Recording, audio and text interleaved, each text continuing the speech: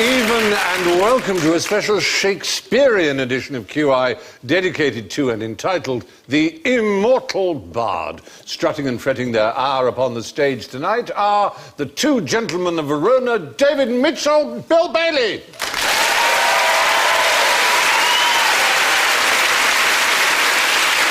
The merry wife of Windsor, Sue Perkins.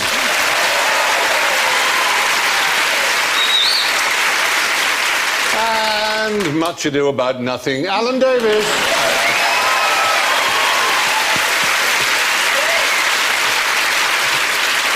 So, let the trumpet sound. David goes. Nice. Sue goes. Bill goes.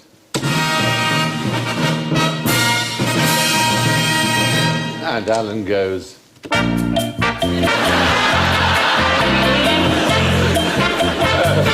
does. So, let's take to the stage, good gentles all. When David Tennant played Hamlet at the RSC, what did Tchaikovsky play? What? Tchaikovsky being the composer, Tchaikovsky. Was he in the cast, Tchaikovsky? He was.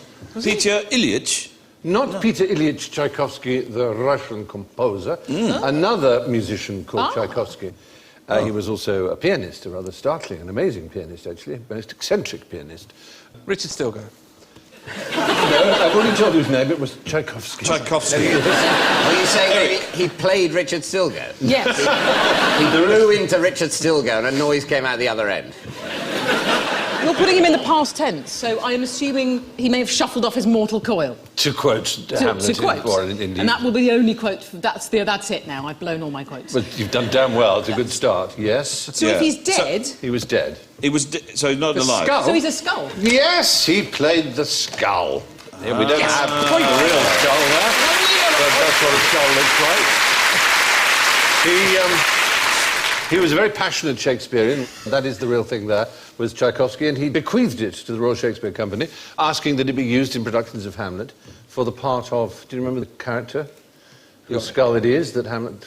Is it Yorick? Yorick. Yes. Yorick, Exactly, yes. Yorick. Poor Alas, poor Yorick. I knew him, Horatio, fellow of infinite Yes, jest. well, they went, alas, but wait a minute, this is Tchaikovsky, isn't it? He can play a tune on his teeth. There was quite a bit of trouble. There were health and safety issues. There had to be a human tissue license had to be ordered in order for him to appear on stage. Did they cut his head off? I mean, presumably, so he's gone, when I die, I'd like my skull to be used by the RSC. But someone's got to saw it off and then rot it down a bit. The funeral directors were rather loath to do this. They thought it might be illegal, but they had to get clearance. And David Tennant every day held it in his hand. Tchaikovsky would have been very pleased. That's what he wanted, after all. Yeah. There he is looking at it. Look at that. Yeah. A tramp yesterday. You hope they've had to dirty it up again. Oh, they very much, yes. So that's not just a bit of the guy that's still clean. There's a little face still on there he's got to wash off. It's a long time since I've seen Hamlet, but because it's such a well-known bit, you don't really question what happens in it. And it's an odd thing to do, to pick up a bloke's skull from a graveyard. But someone he knew... And then to sort of go, alas, I knew him well. Rather than going, I feel a bit weird having picked up his skull. Because I knew him. That's sort of what he's saying. He's saying, it's ridiculous. I knew this man. I would sit on his lap when I was a boy, and he's just went to set the table on a raw. And he looks at him and says, so where are your jokes now? Yeah. Not so funny now. It is one of the great contemplations of death and mortality. And it must be even weirder when you're doing it to a real person like that. David Tennant presumably knew the story that he was doing it to this chap who wanted it to be a symbol of death. It's going to be like I'm a celebrity, isn't it? Agents are going to put their acts down to have their skulls used in that. No, I'll get you your skull. You'll be in Shakespeare one day. It'd be awful, wouldn't it, though, if for your whole life you'd wanted to be an actor and it hadn't really worked out, and so you bequeathed your skull and it was used in a major production of Hamlet, and then all the reviewers said, I don't know, Yorick felt a bit stilted. So he'd ruined that scene, really. Now, name the Scottish play that Shakespeare wrote. Taggart. Taggart! It's not... Yeah, you see, you're trying to trick us, aren't you? yeah. You tricksy little QI. Yeah. Two gentlemen of Kilmarnock or something, isn't it? The Teeman of Strathclyde. Old Gowan Macbeth. Yes. Is it? Yes.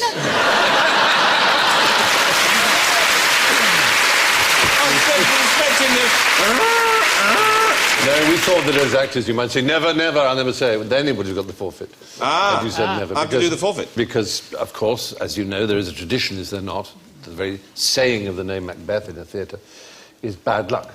You have to sleep with all your co-stars immediately. Is that what you were told? Yes! How Why? interesting. What? Do you know how this came about, this reputation of Macbeth for being an unlucky play? Is it because Macbeth was the sort of the play in a company's repertoire that they'd bring out when something closed suddenly? Because it was sort of short and usually went down quite well, and so mention of Macbeth would imply that the current production was soon to close. It's certainly true. It's the shortest of the tragedies, and it's a banker. People always go and see Macbeth. It's a popular play. Yes.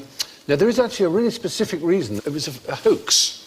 A late 19th century wit who was writing a review of Macbeth just made up this story, that this play's cursed, you know.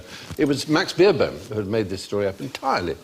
Although then, not many years later, in the 1942 production of Dear Johnny Gielgud... Dear Johnny. Yes. 4 people died in that production. What? Yes. Is that the one where they used machine guns to bring Burnham Wood to Dunsinane? They certainly used searing makeup, didn't they? Oh, that's fantastic. It's always good to go with an inflatable crown. Yeah. Yes, the 2 witches died. The Duncan died and the scene designer. The set was then redesigned for a comedy, and the principal in that died.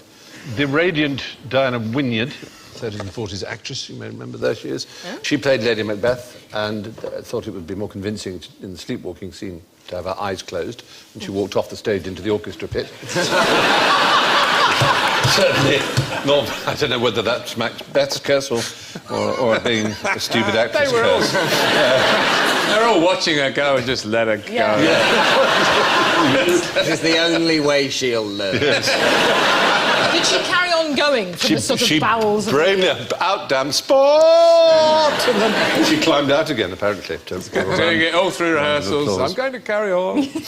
There's a few things that were actually that weren't, hoaxes, were real, had some practical applications, like whistling. That was always sort of imbued into me every time when I did a play. It was like, don't whistle. Yes, no. Backstage. You are a terrible whistler. Well, maybe it was that. Maybe it was... Yeah. No, it's because that's how they used to cue the scenery coming down. That's right, they used whistles for cues. And so you could have a nasty accident. you could, yeah, exactly. Isn't it ridiculous, though, that the way they got people to stop whistling is by saying, oh, it's a superstition, it's bad luck, and then people, oh, right, I won't then. People should adopt that with mobile phones. You tell people, oh, you're in the audience of a theatre, and maybe you want to turn your phone off so that, if somebody rings you, it doesn't spoil it for everyone else. People sort of go, well, I hear that, but also I'm going to leave my phone on. If you tell them it's bad luck, they'll presumably all turn it off. Yeah. Yes. Like a curse, There like an is a ancient curse. Yeah. Tutankhamun said before he died, couldn't abide the sound of the Nokia ringtone. Cursed everyone. I suppose you are. I curse all of you. Or if you put there was an article in, I don't know, say the Daily Mail, suggesting that other people's disapproval was carcinogenic. Well, yes. Brilliant. Brilliant. Or your house price might go down slightly. Yeah. A tidal wave of immigrants would suddenly invade the country, says Melanie Phillips. Should you turn your mobile phone Turn your mobile phone off, or Kosovan squirrels will steal your thimbles. You're nuts. I was at a theatre not long ago when a phone went off and the actor just said, "Oh, for fuck's sake!" Turn to you in the audience. Not to me. To you. I'm glad to say, on this occasion, I was in. There was a time when sometimes doctors are needed on stage. When Ralph Richardson, suddenly went up and said, "Excuse me, is there a doctor in the house?" And the man put his hand up and said, "Yes, I'm a doctor." He said, "Oh, doctor, isn't this an awful play?"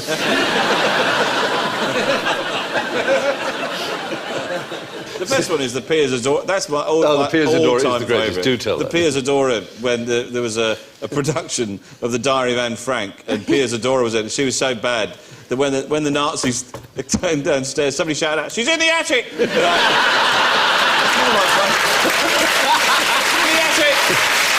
Get it over with. What about Richard Harris coming on drunk? And someone in the audience said, "Harris is drunk!"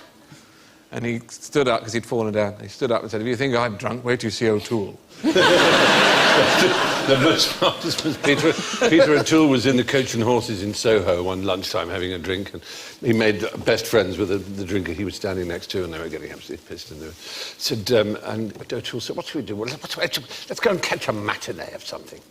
So they wandered down Shaftesbury Avenue, and they said, "Well, let's go in there, see if it's any good." They sat down, both very drunk, and about 10 minutes in, Peter O'Toole nudged his friend and said, "Oh, you like it? This is where I come on." "Oh, fuck!"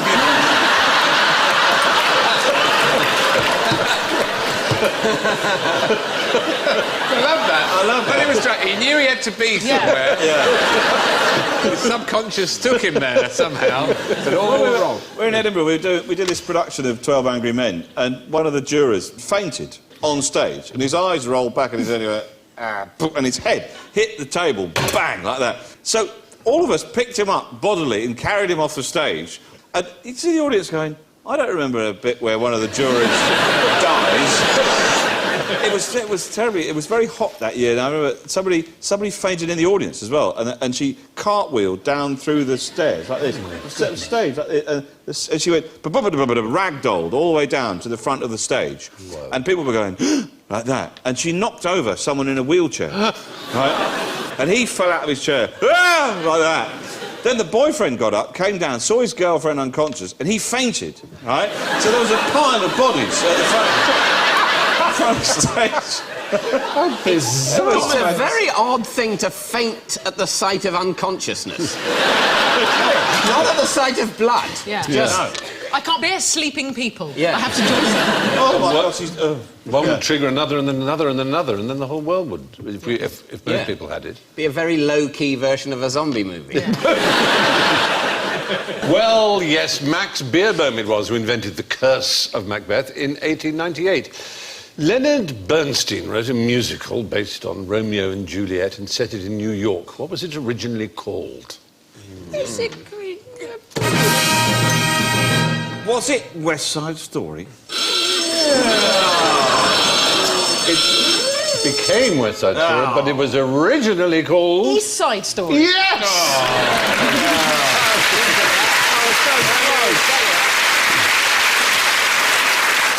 Originally, when they were working on it, in the late 40s, it was gangs of Catholics versus gangs of Jews down in the Lower East Side. And then 5 years later, as they were working on it, they decided they wanted Puerto Ricans against white gangs, and that was the Catholics Lower would be West awful. Side. I mean, they just have to tap someone and they just go, "I wish I hadn't done that. I feel awful now." And there's just 10 years of terrible guilt. Puerto Ricans a bit more feisty. I think they are. Yeah. They are. Let's certainly admit that it worked. Gay and feisty by the look of them. I mean, Well, yeah. it's the world of the musical, isn't Yeah. it? It is Showgirls Hall. And, all the pipes have been airbrushed out of this photograph.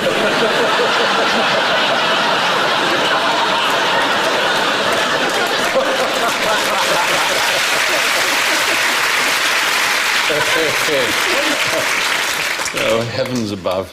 Now, of course, West Side Story may be the best, and certainly probably the best known musical based on a Shakespearean fable, but do you know of any others? Points going. Points? Oh, Kiss Me, Kate. Kiss Me, Kate, yes, by Cole Porter, was based on... The Taming of the Shrew. The Taming of the Shrew, Yeah. exactly. Is Cats based on Hamlet? No. but, odd as that sounds, there is a stage musical playing in London at the moment that is based on Hamlet. Is it Hamlet, exclamation mark? No. There is Hamlet the musical, but this is a big West End musical based on a big movie that is actually the story of Hamlet. Oh, not Spamalot. Not Shrek. Spamalot. A young prince, born, Yes. and he's not a human. Oh. What? He's not a human. It's E.T. Thank you, audience. The Lion King is based on Hamlet. Did you not know? At what point does Hamlet say Hakuna Matata?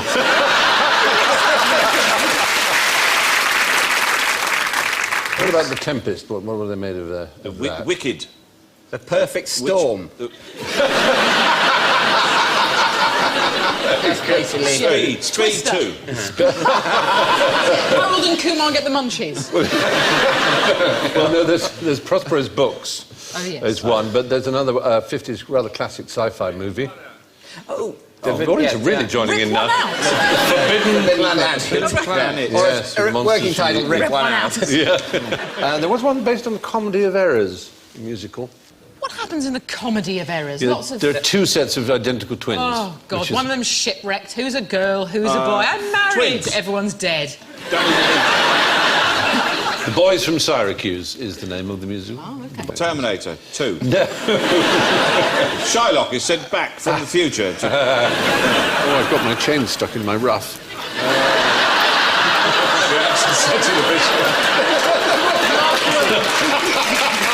Whoa. That was embarrassing. Yeah. It sounded like that it should sound rude. And yeah, You think about it. No, not really. So, there we are. Now, what does Sigmund Freud, Mark Twain, Henry James, a loony from Newcastle, and the Holy Ghost have in common? So... Mark Twain, I know, had a link, but I don't know about the others. He was sceptical about Shakespeare because he thought that a toff wrote it. He didn't believe that a normal boy from Stratford that's could write. Right. Could write He properly. was what you might call exactly a Shakespearean skeptic, as were the others. That's to say, Sigmund Freud also believed that, and Henry James, and the Professor Looney, that was unfortunately his name, though I believe it was pronounced Loney, from Newcastle, who wrote a book in 1920 called Shakespeare Identified. There was this whole movement, started in the 19th century, really, with the idea that it might have been Francis Bacon who wrote the works of Shakespeare. There was particularly a woman called Delia Bacon, who was an American and was completely insane, really. She came over to England and wrote a 625-page book. God. In which she didn't even mention the name Bacon. And then when she died, she claimed she was the Holy Spirit. She claimed she was the Holy Yes. Spirit. So the Holy Spirit, if she was right, also doesn't believe Shakespeare wrote Shakespeare. So if Bacon was one candidate, there are two other main candidates. Oh, hang on. What was it? Marlowe. Christopher Marlowe. Christopher Marlowe is one candidate. But the most popular Earl one... of Oxford? The Earl of Oxford is, yes, indeed, Edward de Vere. Is that Edward de Vere? That's Edward de Vere. Wow. won't be There's happy a with lot that. going on there, isn't there? There is, isn't there? How does he keep that hat on? It's sort of Kate Blanchett with a moustache. It's intense. But no, there are serious people. I mean, Freud liked the fact that he lost his father early on, like Hamlet, because, of course, he had an Oedipus complex theory about Hamlet, Freud, so he liked that idea.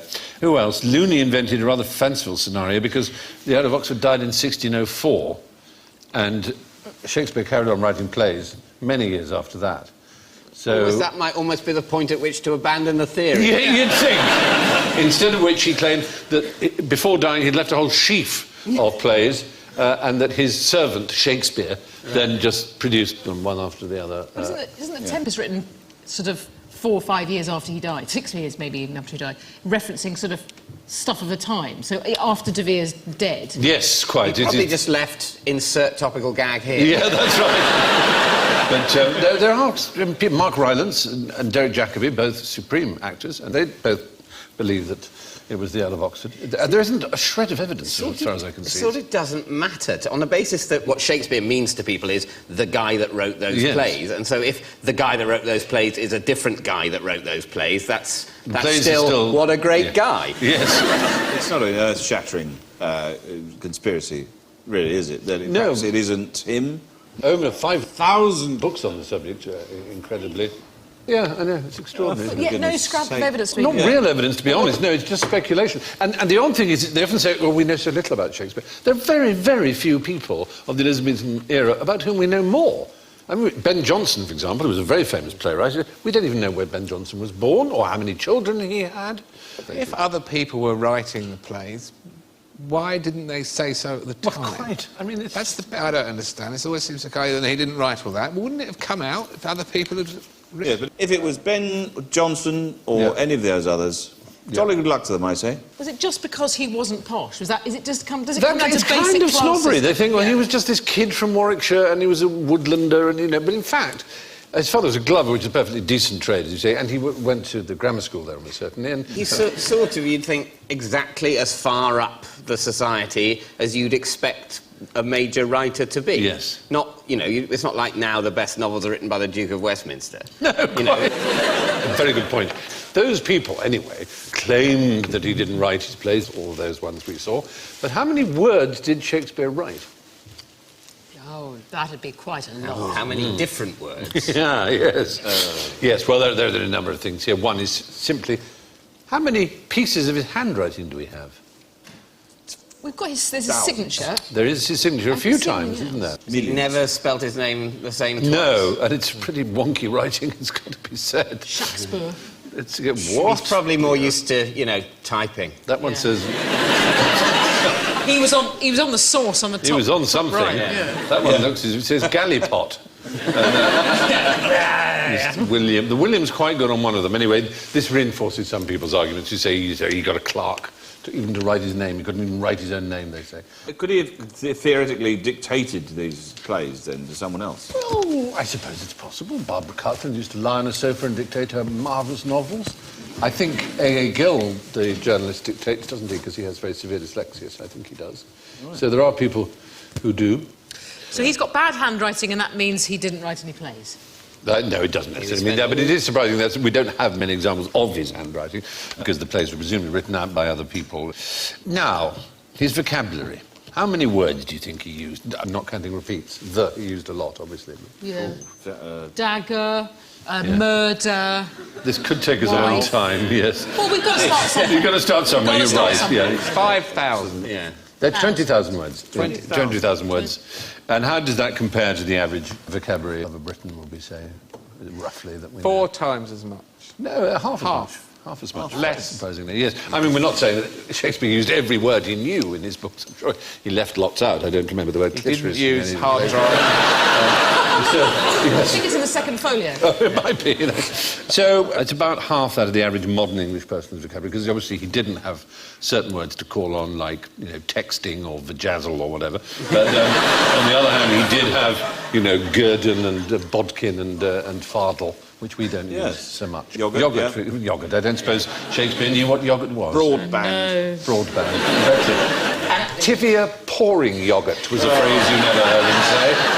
I can't get my head... He didn't use that if it existed. Never had it. If I were to say I couldn't get my head round Activia pouring yogurt, it would sound peculiar, but why would we want to pour a yogurt? What you want is pouring furniture. Because it's quite difficult getting furniture. If you could pour the furniture where you wanted it, and to the extent you wanted it... And it sets. Then exactly. Yeah. Then It that could be would made out of handy. that thing like Terminator 2 is made out of. Yeah. No, Yeah, they've got yes, that. exactly. They've got that already. There's concrete. Oh, yeah. You try and make a piano out of concrete. I will. I'll give it a bloody good go. Essentially, you want spray on wood, don't you? I'm not talking about Viagra. Where you could sort of go... You could go... Well, I think the future is 3D printing, is it not? Have you not seen some examples of that? That's amazing. It is extraordinary, isn't it? I've seen that. That's some kind of voodoo. It really is phenomenal. Is that just model, so it can create a 3D object? Yes. You put an object into a case like that. Like a vole, so Like, a vole. say a vole. Well, maybe not. A vole, yeah. But you'd have to have it sedated in some way, because you wouldn't want it moving around. It's been very humanely treated. It's sleeping. It's sleeping and probably laminated. And then you press a button, and then you leave it for a few hours, and you come back, and there's another vole. Yeah. Cloning. How come that's not... Lasers make calibrations of exact every single detail of it. I mean, really, really complex things can be printed. Well, it can be made of different things, different plastics and resins and so on. But I've seen some really complex things. You can make a marzipan vole. The wonders of technology. Oh, thank God. All those years of postgraduate research. Hallelujah. And we have a marzipan. Yeah, wheel, steam engine, microchip, marzipan. It's the decline of humans. That's right, that's when we knew it had all gone wrong with the Battenberg rodent. Oh, well. still, there are a lot of words. In The Sun, David Crystal, who's a well-known linguistic fellow, and he estimates that there would be about 6,000 words in any complete issue of The Sun, whereas the King James Bible has just 8,000. So this idea that we're all dumbed down to a lower vocabulary is not necessarily true. Anyway, moving on. Shakespeare coined over 1,000 new words, but not all of them caught on. Here are some of the ones that didn't. See if you can put them into a sentence for me. Swaltery, quatch. Quatch. I've got a sweltery quatch at the moment. Already we're there, aren't we?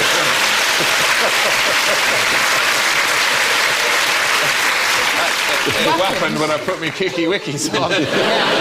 Cock will be function. Yeah. I've always been near-legged. You're a boggler in those times. I've boggled my Carlot. Yes. You're foxing. What happened to cockled boggler? Car lot, that's a thing. That's where people sell That's a sexy second-hand garage. cars. Yes, well, that's true, actually. It's just way ahead of its time. Way ahead of its time. Yeah. A boggler is a very clumsy burglar. Or it's a burglar that can't believe the stuff he's getting his hands on. Look at this DVD player. Well, he used it to mean a hesitator, one who boggles.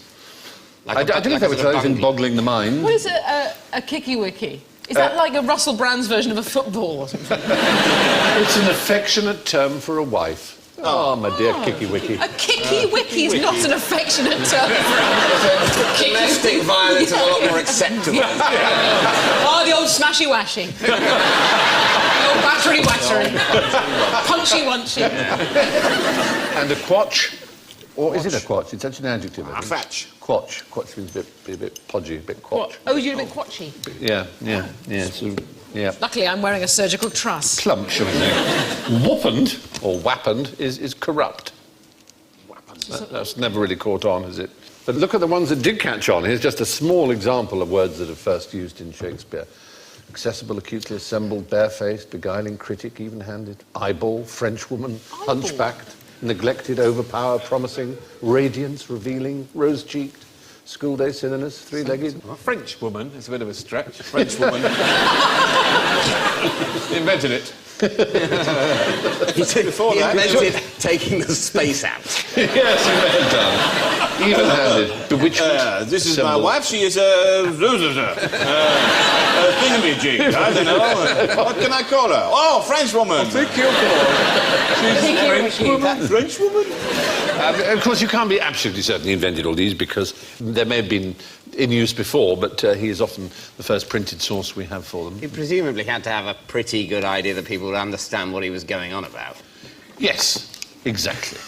Also, there are phrases he came up with, of course, and those probably now have come into the realm of cliché, so much so that we can't even imagine that they didn't exist in the English language. There are very many. We've got a list here. Neither a Be all and end all, laid on with a trowel, laughing stock, more in sorrow than in anger, once more into the breach. One fell swoop, to play fast and loose. There's the rub, thereby hangs a How tail. do you say what the Dickens? Dickens didn't come along for another 2 months. Exactly. A wild goose chase, that's one of his. A heart of gold, high time. The devil is due, the game's up, forever in the day. Dead as a doornail, that's one of his. A foregone conclusion. And of course, many more that aren't there. To the manor born, it is cruel to be kind. All those Basically, the title of every programme we'll ever use. Yes, he did give a lot of titles. Yeah. If you're having trouble making up a programme title, so open your Shakespeare. Yes, go to Pick the out a Shakespeare phrase. randomizer. Oh, I don't know. Oh, no. This bit of rough is not behaving. I've said that before. Oh dear, I had to just... So there we are. Call me a swaltery boggler if you like, but answer me this. How did Dangerous Dan Tucker clean up Shakespeare? Oh, I sense I'm falling into a pit, but I shall do it anyway. Don't know why I'm speaking like that. That's the hat. Did he do an abridged version, take out the mucky bits like the boggling and the... No, he didn't, I'm afraid. He took out all the bits. People did, as we know, but just to think of his name, Dangerous Dan, what does that make you think of? It makes me think of the Wild West. Yes, stay in the Wild West, then. And what did people like names like Dangerous Dan, when they cleaned something up, it was unlikely to be a broom cupboard or They some shot- spare bedroom. It they would be a shot whole... people. Outlaws. It would be a town. They cleaned Town? up, Yeah. they cleaned up the town of Now, Shakespeare. clean up this town. There was a town called Shakespeare. There it is. It's now a ghost town. Wow. That looks like a fun way to spend a weekend. And it's in New Mexico. And it was lawless back in the day. So they sent for Dangerous Dan, who was a pretty violent sheriff. Hence the dangerous bit. Yeah, well, quite. He really was dangerous, too. He'd already been a city marshal in Silver City, where he was a deputy sheriff. He killed a drunken man who was standing on the street throwing rocks at people. Just went up and shot him. So he didn't put up with bad behaviour. He was a zero-tolerance sheriff. Yeah. So within the space of a few months in Shakespeare, he shot dead a cattle rustler. He killed a man who rode into a hotel riding a horse. Arrested and hanged the outlaw Russian Bill Tattenbaum for stealing a horse, and hanged Sandy King for being a damned nuisance. Thank God they can't do that anymore. Well, really, quite. He'd been a damned nuisance. About 17 people who live in those houses. Yeah, he Yeah. wiped out the entire population. No more trouble here. Yeah. Of course, the little trap you fell into, the rewriting of Shakespeare, was primarily the work of a famous couple whose name was... Richard and Judy. Oh, Bowdler. Bowdler, the Yeah. Bowdlers, indeed, absolutely, the Bowdlers. Thomas Bowdler. Thomas and Harriet Bowdler. Let's not forget Harriet. Harriet. He was particularly strong with her blue pencil. She saw a word like swoggle or something, I'm sure. Swoggle. So they brought out children's editions of Shakespeare, which all the bloody nasty bits were cut They out. give the tragedies happy ending. Name Tate certainly wrote a version of King Lear with a happy ending, and that was very popular for over 100 years. People like happy endings. They do, don't they? Yeah, They I'd do. say give them what they want. Big song at the end. Well, actually, funnily enough, you know, they did give them what they want, a big song at the end. Even after a tragedy, on would come a comic and do a jig and make a lot of jokes about the tragedy. That's the way So it was a blow wind, crack your cheeks. My mother-in-law. Exactly. Don't worry, it was all pretend. Now, how did Shakespeare's bottom get to Norwich? Well, Are there relics, bits of him? Well, he had a famous comedian who played Bottom and Falstaff. Who did? Shakespeare, Oh. and he created them for him. He was well known. He was considered the funniest man in England. And his name is sometimes put, it says Kemp instead of Bottom on the original play script, because it was so obviously Kemp who was going to play him. Will Kemp, his name was. But he had a dreadful falling out with Shakespeare or with whoever was running the company, well, with Burbage or somebody, and he went off in a right huff. But he decided, as a publicity stunt, he would Morris dance all the way to Norwich from London. That's unnecessary. He did it, it took him about 3 weeks, but he did it over the course of 9 days. And there's a famous phrase that comes from this thing that he did. And Cocking about? No. Making he a wrote a right book, tit of yourself? Kemp's 9 Days Wonder. It was a 9 days wonder. That's where the phrase a 9 days wonder comes from. And he just did it to draw up publicity to himself and say, I may have left Shakespeare Company, but I'm the man, and they're going to go down now. And unfortunately, quite the reverse happened. He went off to Italy and died in penury. His gravestone just says, Kemp, a man. And after he left, the first play Shakespeare wrote was Henry V, in which Falstaff dies off stage. So Kemp was kind of got rid of that way. And a new man called Armin came in and played the comedians. But while we're on the subject of Will Kemp there and his Morris dancing, let me ask this. What do you call a group of Morris dancers? An arse. Swarm. Swarm. An embarrassment. Oh, Plague. A bell lovely. end. A bell end. Honestly, poor old Britain. We've got one folk tradition in England, I sort of think that and all might we be do true. is laugh at But it. it's absolutely true. People, it really generates hostility. Morris dancing, and people get I think so mean about it. we think they're up I to think something. it's charming. Because they've got this- Perv of Morris dancing. I think it's very valuable that we can point to that and say, see, it's a free country. We're not doing that in Afghanistan. Yeah, really. If we were going to ban anything, It would we'd be. ban that. You know what's going to happen? You see, if this scene now of all us dressed like this and this photograph here behind us like that is we're going to end up as like an "and finally" section on foreign news programmes. Finalement, les Anglais. It's known as a side, anyway. Side. A side, a group of Morris men. No one quite knows where Morris dancing comes from. We think it's from Morisco, as in Moorish, maybe a way to celebrate the expulsion of the Moors from Spain, various dances, and it's spread into England that way, but certainly not pagan and mystical and anything like that. It's pretty recent, 14th century is the earliest you can go back to it. There are 150 sides now registered in the USA. So American Morris dancing is taking off in a big way. They'll be That's on, 3 won't per they? state on average. I've joined a bell end. This is what they do in old England. Merry England. There's an Arctic Morris group based in Helsinki.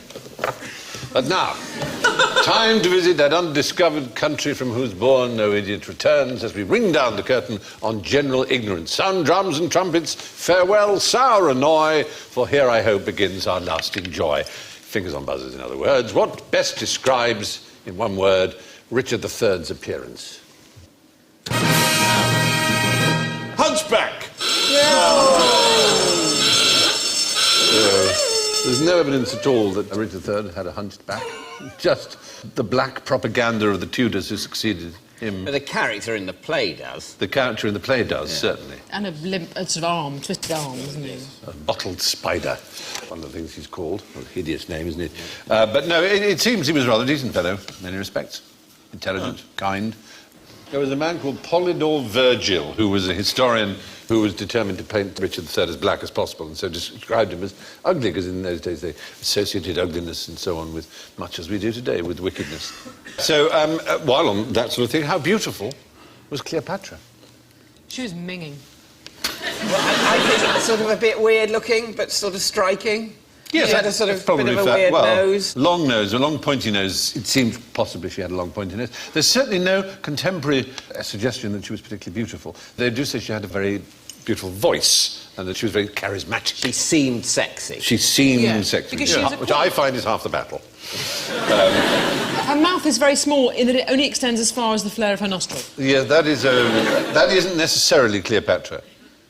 No. No, the no. woman who- Artist's impression. the woman who's got mad with some napkins. Yeah.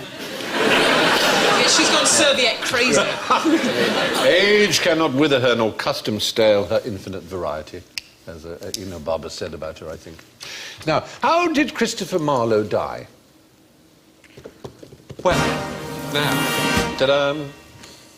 Yes. Let me say it so you can mock me. He died in a bar brawl being stabbed. Dear me. No, well, he was stabbed, I'll give you that, but not in a tavern brawl. It was thought for many years it was a tavern brawl, but it wasn't until 1925 that the documents came to light in the Public Record Office that showed he was, in fact, killed at the house of a Mrs. Eleanor Bull by a man called Ingram Fraser, with whom he'd spent the whole day, and they had an argument over the bill. An argument over a bill. He stabbed him. That's a bit harsh. So I only had a mineral water. Yeah, yes, exactly.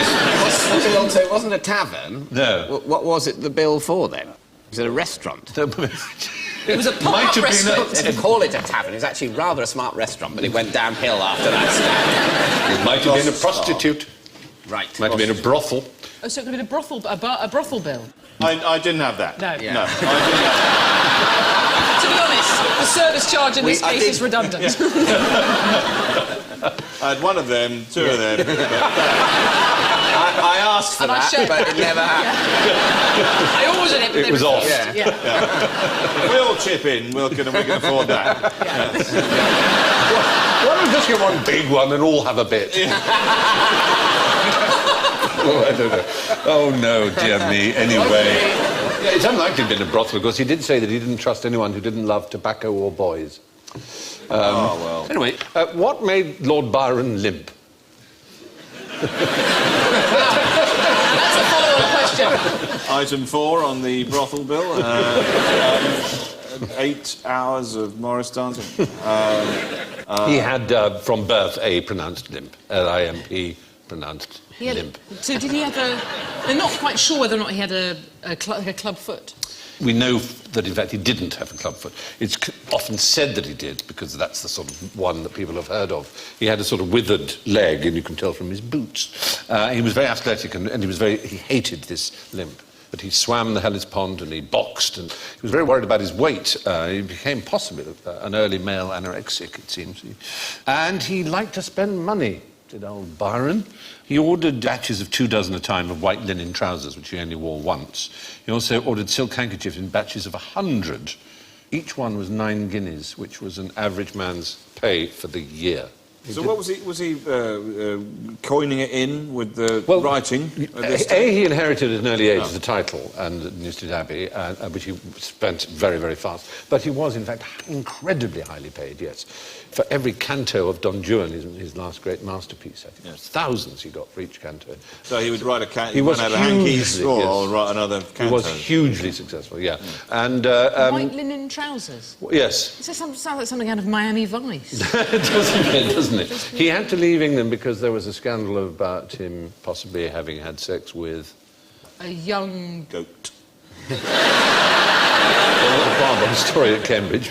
He kept a bear at Cambridge in his rooms, a bear. And the Master of Trinity said, the rules are absolutely clear, Lord Byron. There's no domestic animals. He said, I assure you, Master, he's not domestic, he's entirely wild. So he was allowed to keep the bear. But, there was a rumour that he'd shagged his sister, and so that's what forced him to leave. So you're going to say the bear? No, the bear. As far as I know, the bear... Is that more horrific than shagging your sister? It's just different, really. Yeah. It is. It is different. It's probably braver. Anyway, Lord Byron limped because of an abnormality in one leg, but it wasn't a club foot, in fact. Now, what can the Queen do that an idiot can't?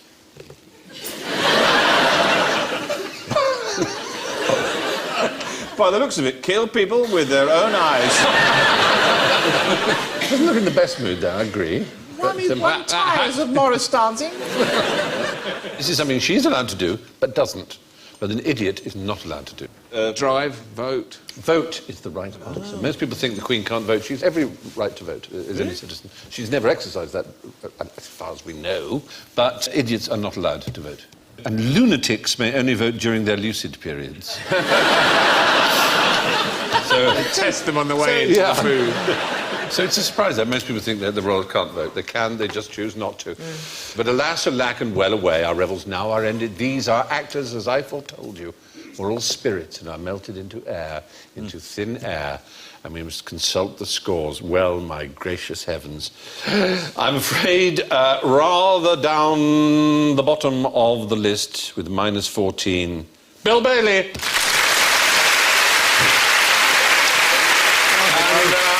Probably.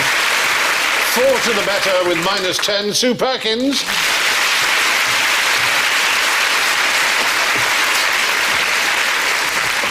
Second witch with a very creditable +3, Alan Davis.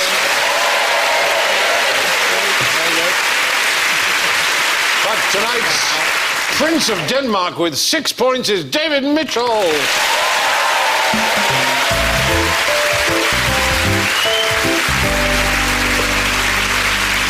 Well, it only remains for me to thank our dramatist personae, Sue, David, Bill and Alan, and to leave you with this perceptive thought from Robert Wilensky.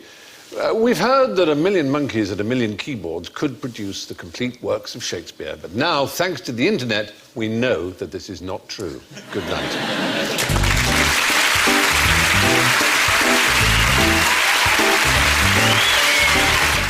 Next on BBC Two, Steve Coogan takes the Bard into unorthodox territory, starring with David Arquette and Elizabeth Shue in Hamlet 2.